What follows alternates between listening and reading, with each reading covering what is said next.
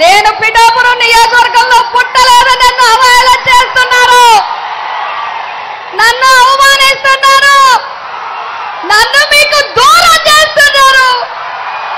నేను ఇదే చెప్తున్నాను, నా కుటుంబ సభ్యులు నేను క్షమించమని అడుగుతున్నాను. నా పిఠాపురమే నా కుటుంబం అని, నా మాటే శాసనం, నా పుట్టుక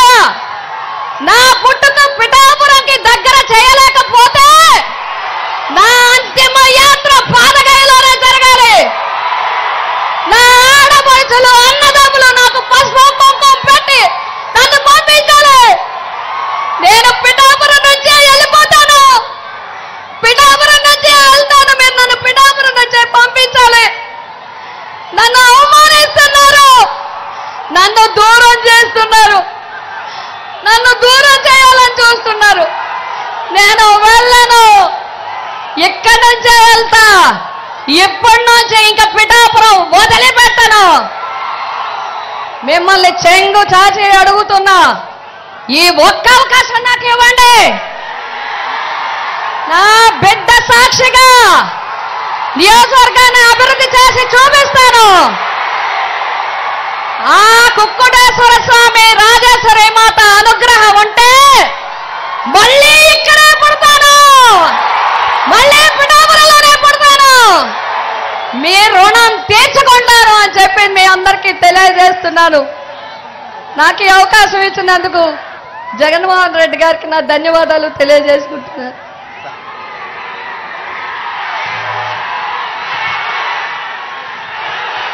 నమస్తే పిఠాపురం.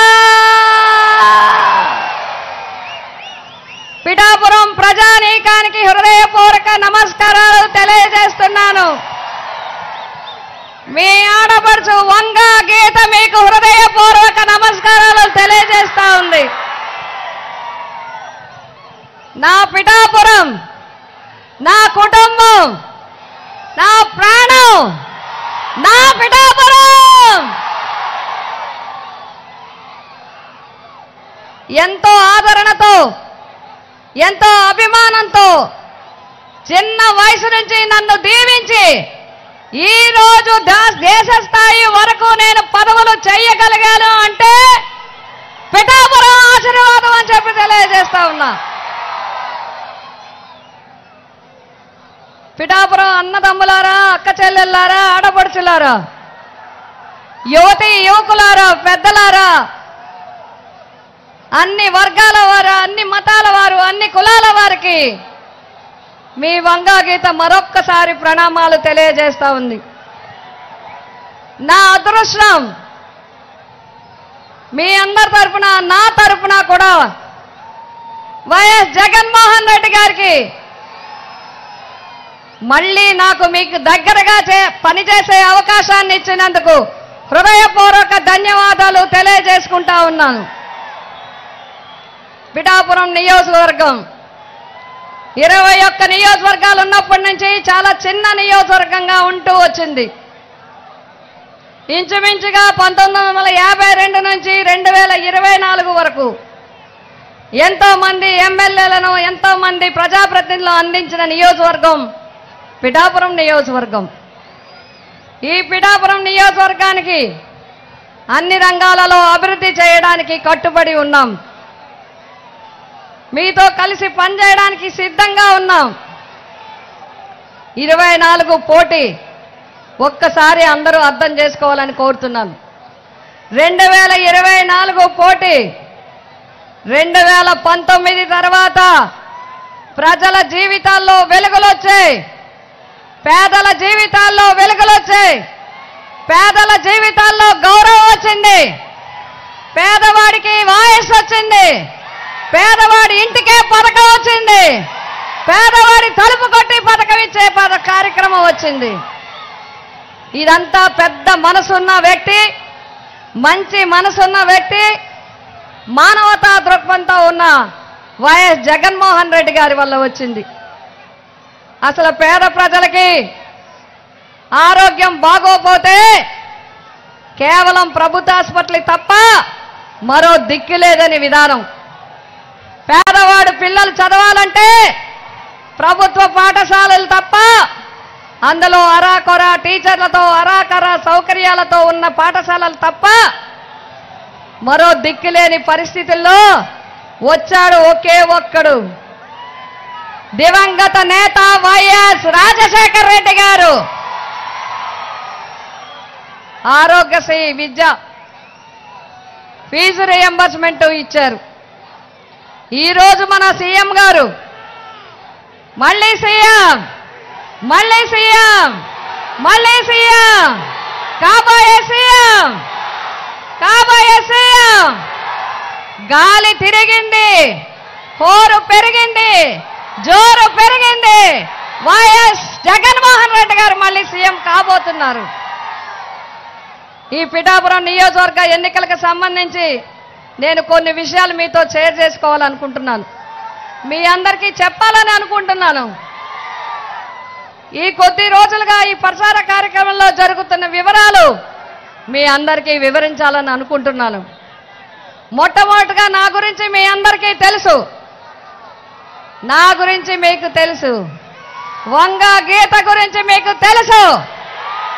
వంగా గీత అంటే అందుబాటులో ఉండే వ్యక్తి, అందరితో ఉండే వ్యక్తి, ఎప్పుడు పిలిస్తే అప్పుడు వచ్చే వ్యక్తి, ఎప్పుడైనా అందుబాటులో ఉండే వ్యక్తి. మీ ఏ కార్యక్రమం ఉన్నా కూడా పిఠాపురం ప్రజలకి నిరంతరం మీకు సేవ చేసుకునే వ్యక్తి. అదేవిధంగా ఈరోజు మనకి పోటీ ఏర్పడింది. రాష్ట్రం యావత్తు ఇక్కడ దృష్టి సారించే విధంగా జరుగుతున్నది. అందరూ అనేక విషయాలు చెప్తున్నారు, అనేక విషయాలు ప్రస్తావిస్తున్నారు. మొదటి నుంచి నిన్నటి వరకు కూడా చాలా విషయాలు చెప్పారు, చాలా విషయాలు ప్రస్తావించారు, చాలా విషయాలు తెలియజేయడం జరిగింది. ముందు నేను వాటి జోలికి పోవటం లేదు. నేనేం చేస్తానో చెప్పాలి కదా, నేనేం చేయగలనో చెప్పాలి కదా, నేను మీకు ఏం చేస్తానో చెప్పాలి కదా. ఆ భగవంతుడు నాకు ఆయుష్ ఇవ్వాలి కానీ ఆఖరి ఊపిరి వరకు పిఠాపురం గురించే పనిచేస్తానని చెప్పి మీ అందరికీ తెలియజేస్తా ఉన్నా. మీకోసం పనిచేస్తాను, మన కుటుంబం కోసం పనిచేస్తానని చెప్పి నేను తెలియజేస్తా ఉన్నాను. మనకి చాలా కొన్ని సమస్యలు ఉన్నాయి. ప్రధానమైన సమస్య ఏలేరు సమస్య. ఏలేరు సమస్యని పరిష్కారం కాకపోవడానికి కారణాలేంటో ఇప్పుడు చెప్పాల్సిన అవసరం లేదు. దానికి సమయం వస్తుంది. ఆ జీవోలు ఎలా ఎలా మారి ఎలా ఎలా అయ్యాయో వివరించే టైం వస్తుంది, అప్పుడు వివరిస్తాం.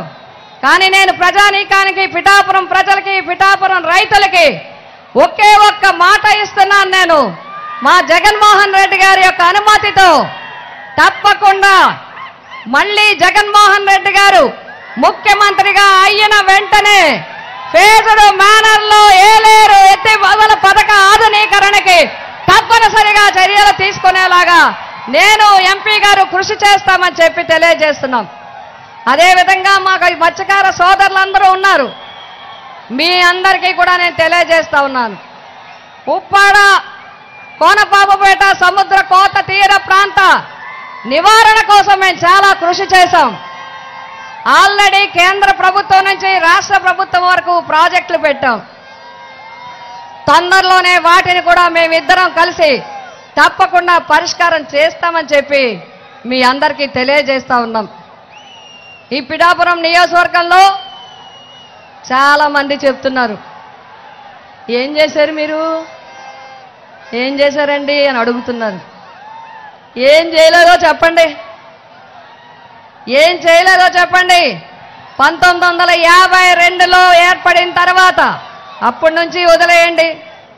2009 నుంచి ఈ నియోజకవర్గంలో ఏం జరిగిందో లెక్కలు చూసుకోండి.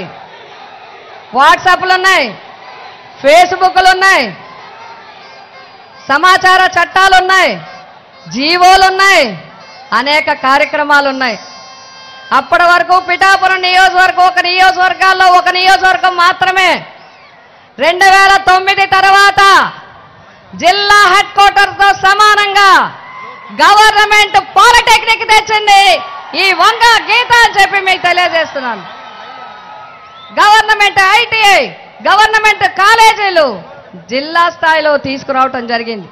అంతేకాదు అడ్వకేట్స్ అందరినీ, న్యాయవాదులందరినీ అడగండి. జిల్లా కోర్టు కాకినాడలో ఉండే జిల్లా కోర్టుని పిఠాపురంలో జిల్లా కోర్టు చేసింది కూడా మీ వంగా గీత అని చెప్పి మీ అందరికీ తెలియజేస్తా ఉన్నా. అంటే పిఠాపురం నియోజకవర్గాన్ని జిల్లా స్థాయికి తీసుకువెళ్ళడం జరిగింది. తర్వాత రాష్ట్ర స్థాయికి, మీకు తెలుసా పిఠాపురం నియోజకవర్గాన్ని రాష్ట్ర స్థాయికి తీసుకెళ్ళాం. రాష్ట్రంలో 2 టూరిజం కాలేజీలు ఉన్నాయి. ఒకటి తిరుపతి, 2 పిఠాపురం అని చెప్పి మీ అందరికీ తెలియజేస్తా ఉన్నా.